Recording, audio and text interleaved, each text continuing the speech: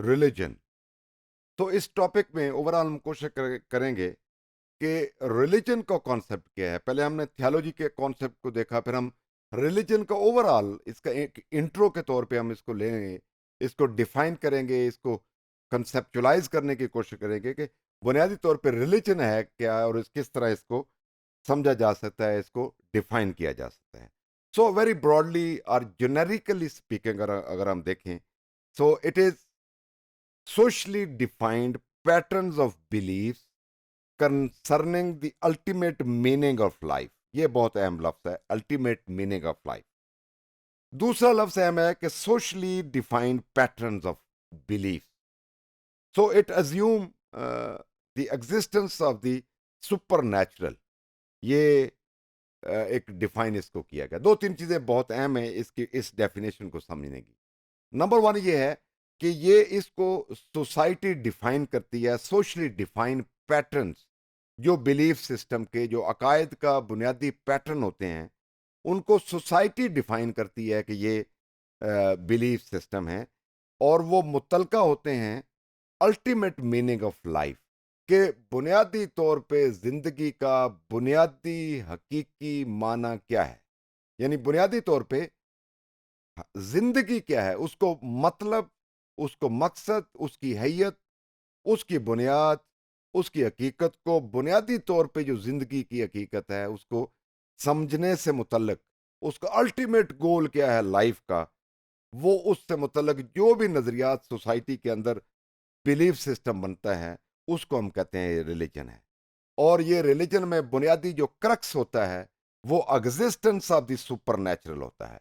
यानी वो खुदा का तस्वर है, जो सुपर नेचुरल है, जिसको आप स्पिरिचुअल कह लें, उसकी फिजिकल एंटिटी के बारे में हम कुछ नहीं कहते। हम उसको एक सुपर नेचुरल के तौर पे, एक डिवाइन के तौर पे, एक उसकी एग्जिस्टेंस को मानते हैं। सो रिलीजन को दूसरी तरह से अगर हम डिफाइन करें इसी चीज को, so it is basically any set of coherent answers to the dilemmas of human existence that makes the world meaningful। ये बहुत अहम चीज है इसको, इस डेफिनेशन को, कि इंसान के बहुत सारे डायलेमास हैं। डायलेमास मीन मुश्किल तरीन सिचुएशन है इंसान की बहुत सारी इस कायनात में। उसकी अपनी इवन मखलूक जो है, उसकी एग्जिस्टेंस जो है, उसके बेशुमार प्रॉब्लम है।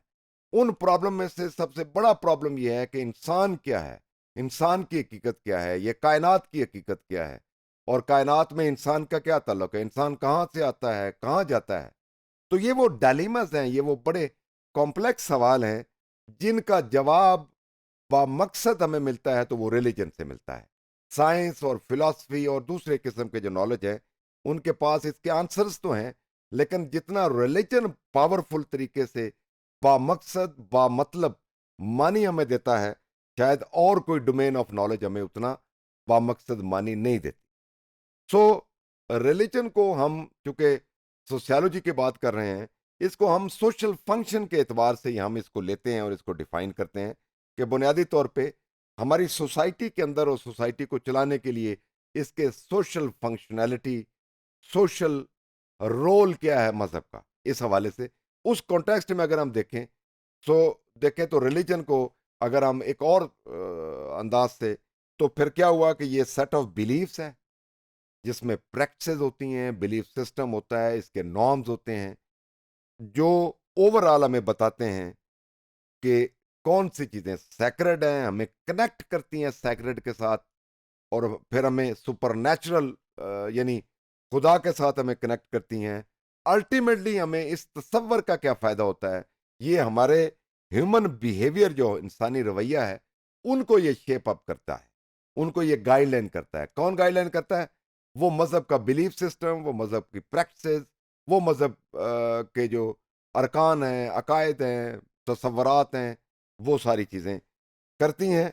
और फिर it gives meaning to a life among community of believer, के मानने वाले, उस मजहब के जो भी मानने वाले होते हैं बिलीवर्स, उनकी जिंदगियों को एक माना जो है मिलता है, एक मकसद मिलता है। इसके बाद अनदर तरीके से डिफाइन करते हैं इसको कि जो मजहब है it is about belief. Belief को क्या है, मीनिंग ऑफ लाइफ से मुतल्लक, ये मीनिंग ऑफ लाइफ बहुत अहम है, इट्स वेरी इंपॉर्टेंट। इसके बाद ये मजहब जो है, रिलीजन है, वो कमिटमेंट मांगता है इंडिविजुअल से भी और ग्रुप ऑफ पीपल से भी जो इसके मानने वाले होते हैं। फिर ये एक system of moral practice.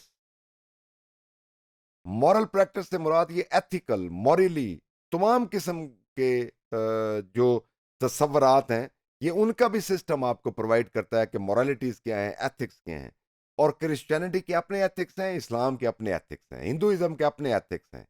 So her religion की अपनी मॉरल, एथिकल, वैल्यू सिस्टम होता है जो उसके बिलीवर्स को करना पड़ता है, मानना पड़ता है अगर वो बिलीवर है। इसके बाद ये एक अपने जो मानने वाले हैं जो इसको, उनसे एक बहुत बड़ी ये डिमांड करता है कि इसके तमाम सिस्टम को, मजहब के तमाम अकायद हों या वो प्रैक्टिस हैं, उनको सप्रीम माना जाए, एब्सोल्यूट माना जाए कि ये बिल्कुल मुकम्मल है। इसके बाद हम बात करते हैं करेक्टरिस्टिक्स के ऊपर, वेरी क्विकली। ये समझने की बात है, ये बहुत आसान चीज़ें लिखी हुई हैं स्लाइड के ऊपर कि मज़हब जो है उसकी ये खासियत है कि वो आपको डाइटी के ऊपर बिलीव करता है। डेटी जो है इसका मतलब यह है कि वर्शिप के ऊपर, इबादत के ऊपर आपने आपने करनी है। फिर ये आपको डॉक्ट्रिन देता है निजात का, कि आखिर में आपकी निजात होगी, गुनाहों से आपकी बचत होगी। फिर ये कोड ऑफ कॉन्डक्ट आपको देता है। फिर आपके पास जो सैक्रेड स्टोरीज और रिलीजियस जो रिचुअल्स, जो आपकी रस्म व रिवाज हैं, वो उसके मतलब आपको करता है। और last but not the least, that is कि आपकी जो डिविनिटी है, अल्लाह की ज़ात है, जिसको गॉड का कॉन्सेप्ट कहते हैं, उसके ऊपर बिलीफ जो है वो पक्का करता है। इसके बाद थ्री मेन फिलोसॉफिकली अगर हम इसी चीज़ को लें कि मज़हब के ऊपर, तो तीन चार चीज़ें बुनियादी इसमें है। नंबर वन, या तो एथीस्ट है, वो मानते ही नहीं है डिविनिटी पे, बिलीव ही नहीं करते कि कोई डीटी है, कोई ऐसी चीज़ है जिसको, कोई आला है, कोई माबूद है जिसकी पूजा की जाए, वो तो मानते ही नहीं है, एथीस्ट है। दूसरी कैटेगरी जो है वो उसकी थीस्ट की है, जिसमें बहुत सारी चीजें हैं, वो मानते हैं इसको वर्शिप का। फिर एग्नोस्टिक्स होते हैं, जिनको आप दरमियानी कैटेगरी में कह लें, वो कुछ मानते हैं चीजों को, कुछ को नहीं मानते। और मानते भी अगर चीज को है तो वो थोड़ा सा एक डाउट के साथ उसको मानते हैं कि ये पता नहीं यार खुदा है या नहीं है, उनको नहीं पता।